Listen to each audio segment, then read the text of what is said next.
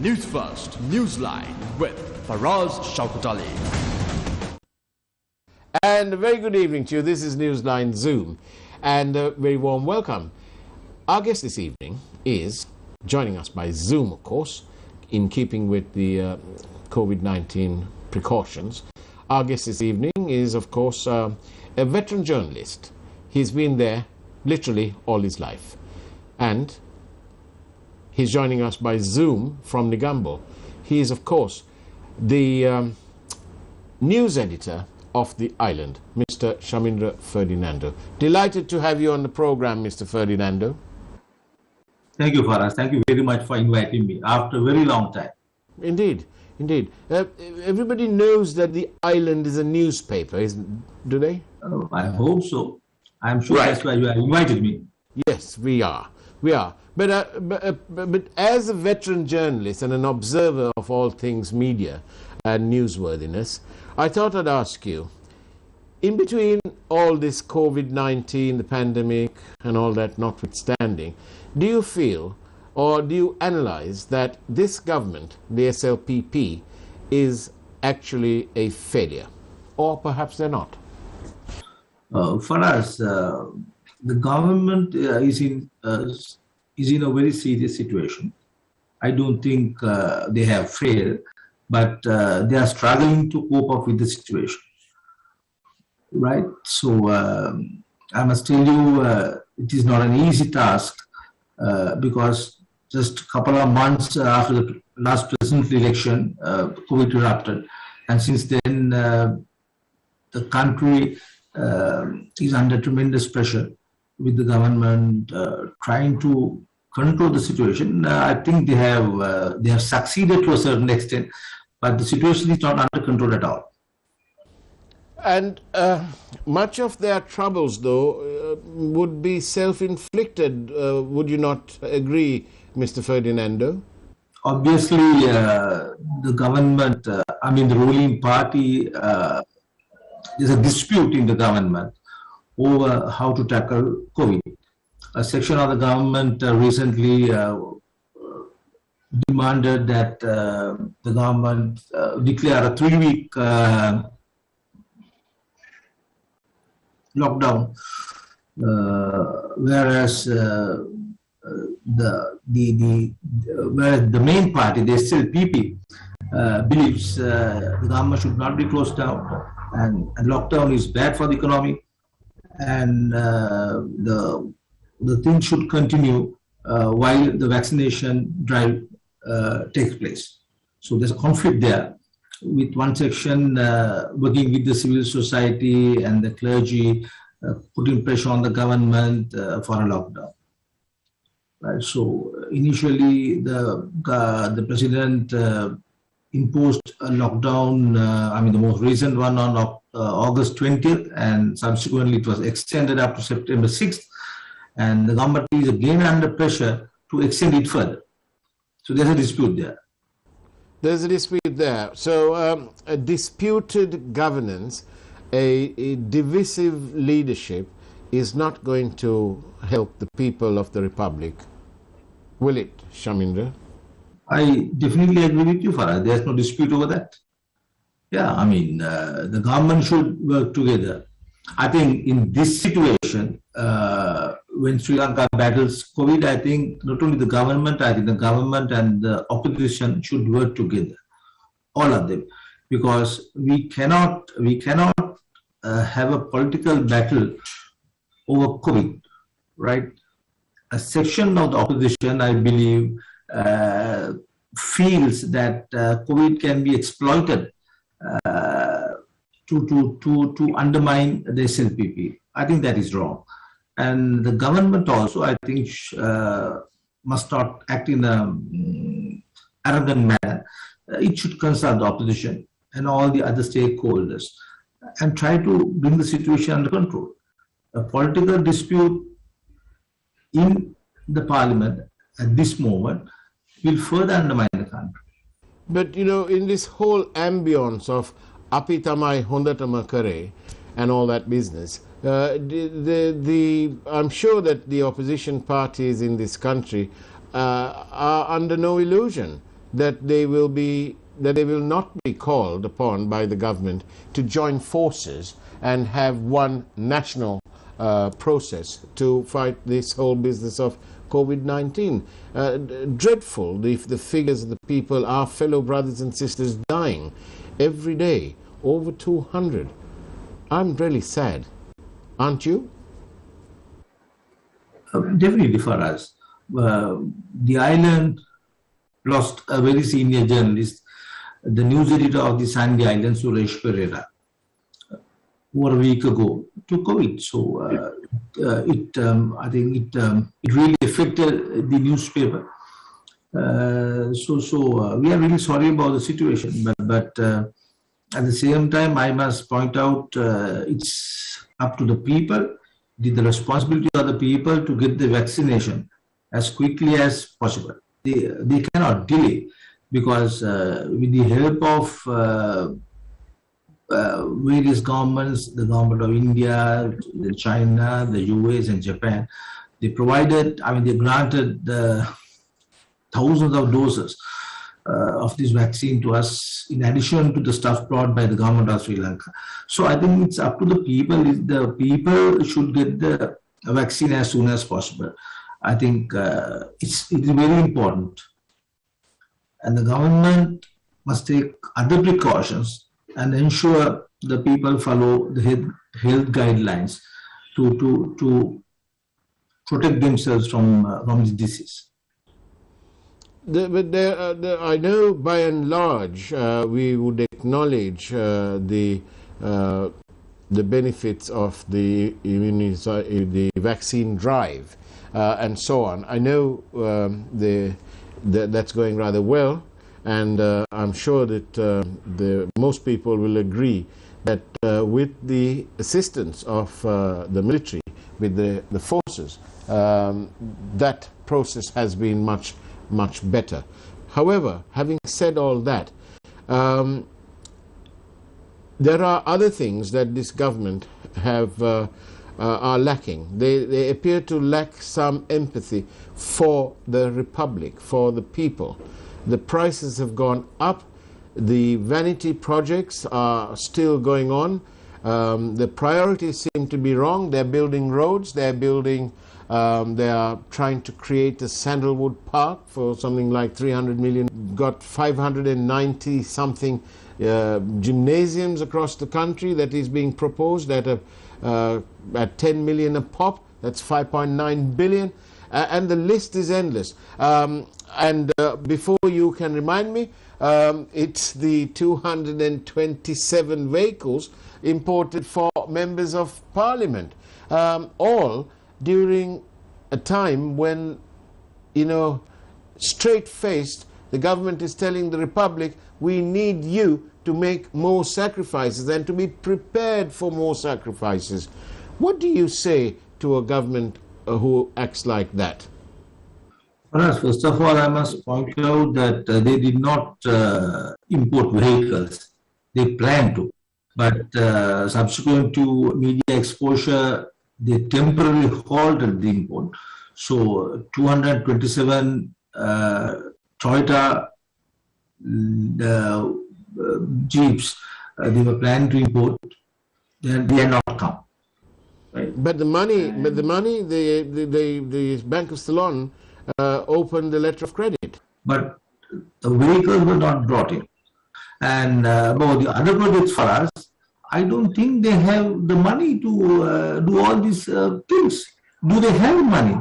Because recently we even secured a loan from Bangladesh, right? So I don't think maybe they made all sort of announcements about various projects, but I don't think the government got sufficient money, required funds to implement all these projects.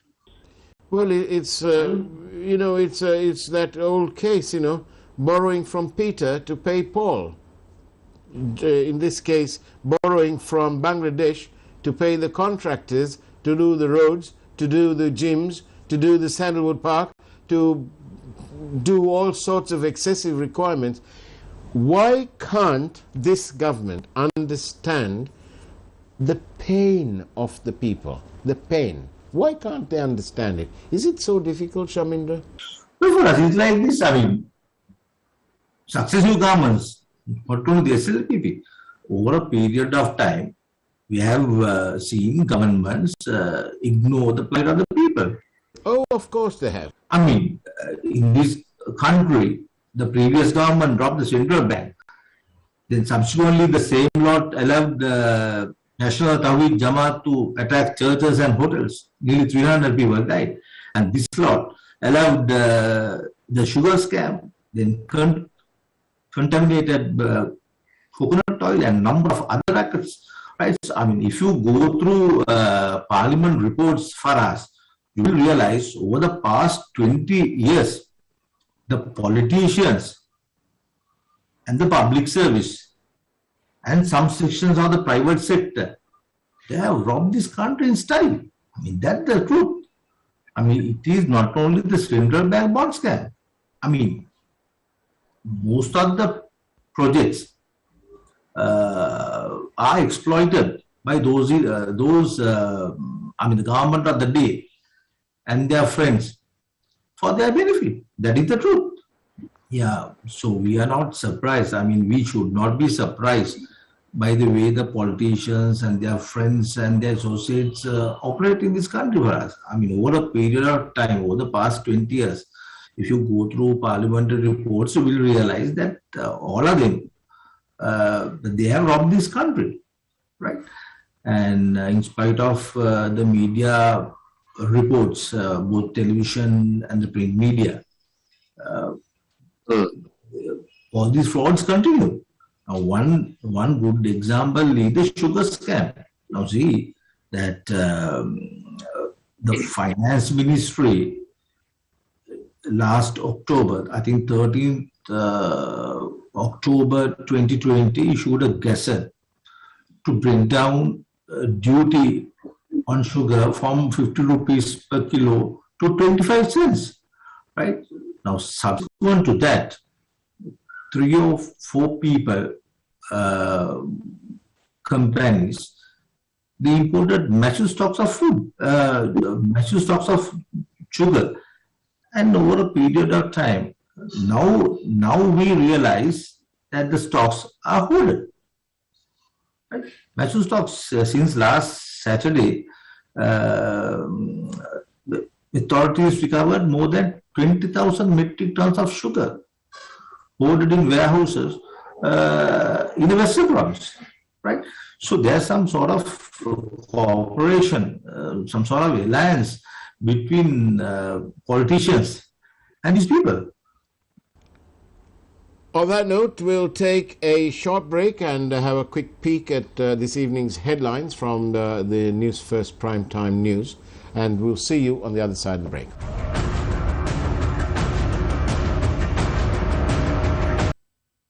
And welcome back to Newsline Zoom. I'm in conversation with Mr. Shamindra Ferdinando, the news editor of The Island. Now then, Mr. Ferdinando, would you say that this government is united? There's a big split. They are not in agreement on major issues, right? If you take the Colombo port city, there was an issue in the East Container Terminal. A section of the government, that they opposed that. They said that should not be given into India and Japan.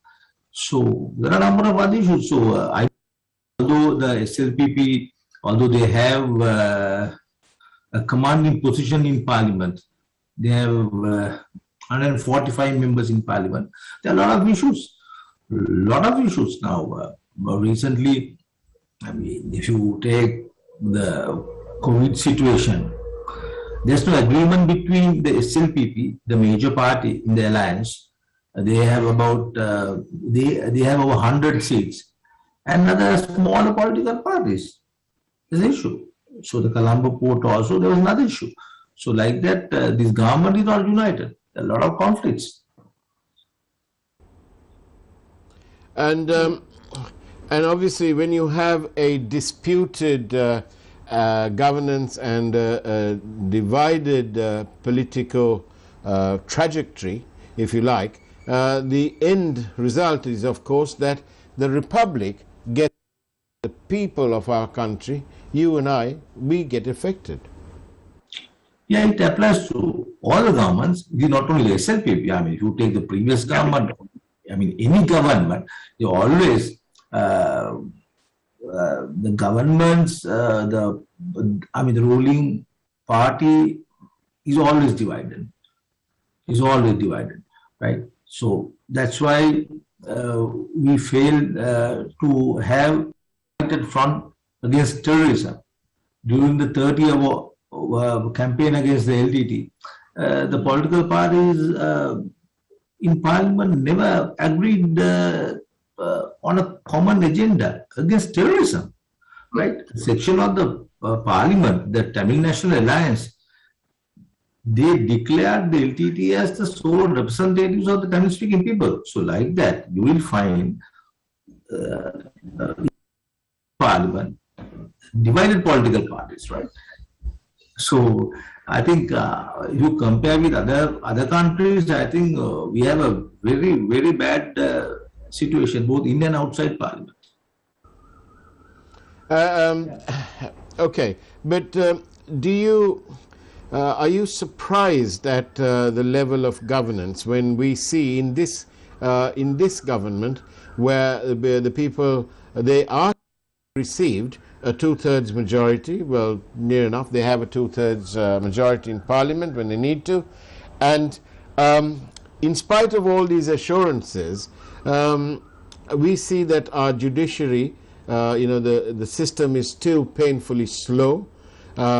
We see cases taking years and years to be heard and to be concluded, and the day after everything is done, in some cases, we only to find that a presidential pardon is given. So what it appears that it renders the entire judicial process to be null and void, because at the end of the tunnel, you find one man, there was a woman too, who sort of exercises the presidential pardon. What do you have to say about that? As a Sri Lankan, and as a journalist, I'm totally opposed to the presidential pardon. Any person found guilty by the court should not be released by the president. I mean, the president should not exercise that power. So, but it's part of our constitution. So I think they are talking and discussing a new introduce a constitution. They should discuss whether they should remove this particular power, because as long as the constitution authorizes presidential pardon, whoever who holds that office can exercise that. So I think it's you have to amend the constitution. But our legislators appear to be in no hurry to legislate all over again. Despite the promises, we still find that they're not making any gain in terms of a new constitution. Yeah, I mean, President Kumaratunga, President Rajapaksa, all of them promise new constitution. President Rajapaksa also promised a new constitution. So he handed over that task to Mr. Ramesh De Silva, PC. So we have to wait and see. We have to wait and see. But I think the presidential system will remain. Whatever happens, no party will agree to. Although they say that they are opposed to that system, I'm sure they will retain it.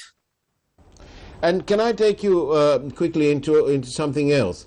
Do you feel, as a journalist and as an observer of all things democracy, do you feel that Sri Lanka is going traversing towards a road of militarization. I say that because of the number of appointments made to various government positions using retired military officers.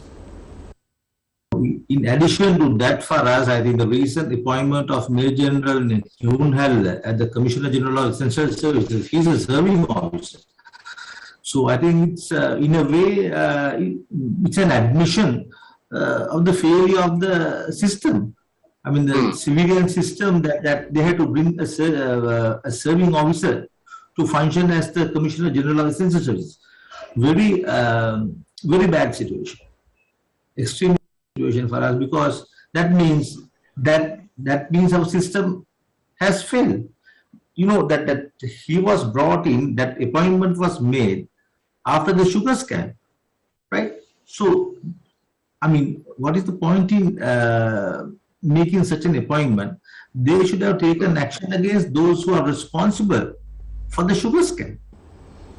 Well, they should have also taken action against all sorts of other people. But we've had a whole troop, a veritable little brigade of people who turn up in court and only to have their cases dismissed because of some quirk in the rules, or a little bit of a quirk, like, for example, 3 commissioners at the bribery commissioners must sign. But if only one signs, the other 2 didn't sign. So then why did they waste our time and our money, and why did they bring it to court? What kind of fatness would that be, as my grandmother would say? No, for us, I think if this government is serious, the government, I think the Justice Ministry should take the lead. They should inquire into why the 2 commissioners did not sign, right? Was it deliberate? Because it's a very serious allegation, because all the cases filed by the previous government have been thrown out. So therefore, I think the opposition should demand an inquiry into the conduct of the bribery commission and also the Attorney General's department, right? So without making allegations, I think the people have a right to know, and the government should explain why the commissioners, I mean those who are in charge of the bribery commission, failed to do so. I wanted to go, because we've only got about 5 minutes left. Can I ask you to comment on what you feel, what is your analysis of Sri Lanka's foreign policy? Let me pose you the question: is Sri Lanka's foreign policy a shambles, or are we doing all right, Jack? No, I don't think so for us, because it's not fair to say our foreign policy is in shambles, because we are sort of caught up in this fight between China and US, right? We are under tremendous pressure from the US because of our relationship with China. I am sure you are aware of the recent statements issued by the US Embassy in Colombo, right, condemning and expressing concern over the China-Colombo port city. So there's no point in blaming the Sri Lankans to consult both the Chinese and the Americans. Now you take the case of Afghanistan, right? Now, those who demand accountability on our part, you know, that they were there for almost 20 years, thousands killed, so many people displaced, and they simply withdrew from Afghanistan. Now, do you believe the American foreign policy in Afghanistan failed? Will you say that? Well, look, what I'd like to say is this. We, as in Sri Lanka, we don't need to get advisories from the United States or from China, especially when all the world actually wants us to do is to deliver a better lifestyle to our people, to be more accountable, to be tolerant, to reconcile our differences, and to forge ahead. Why do we need the Americans or the British or the Japanese or the Chinese or the Russians telling us what to do? We don't need that. Why not for us? I mean, depend on foreign aid. We receive assistance from all these countries you mentioned. So therefore, when you receive funds from them and when you get medicine, vaccines, medical equipment, all sort of help, you naturally, you have no option but to listen to them. I mean, that is the reality. I mean, not only the Western powers and China, we had to take into consideration India's concerns also, right? I'm sure you are aware of that. Right? Yes, but what about what's wrong and how difficult is it to get a proud, strong Sri Lanka that will bow down before no other nation? For us, it's like this. There's no issue with other countries. Our problem is our political party system is so corrupt. All the political parties are interested in robbing this country. They are so busy robbing this country. That is the truth. The central bank scam proved it. Then again, the sugar scam. I mean, if you go through the parliamentary records, you will realize the political parties, all of them, and their friends, and the big companies, both the private sector and the public sector, they are in this corruption record together. That's the truth. I mean, we don't need anybody's advice. If our politicians are honest, if the lawmakers are honest, if the public sector and the private sector are honest, I think they can solve these issues. Well, on that note, Shamindra Ferdinando, you've given us a lot of food for thought, actually, and thank you. Your years of expertise as a journalist has clearly been honed your mind to pointing out all these bits and pieces that we need for a robust democracy and a equitable lifestyle for us all in the country. Shamindra Ferdinando, news editor at the Island, thank you very much for your time here on Newsline Zoom. And on that note, we'll take your leave. Have a great evening ahead of you, and it's now time for the primetime news from News First. In the meantime, take care, and as always, God bless you.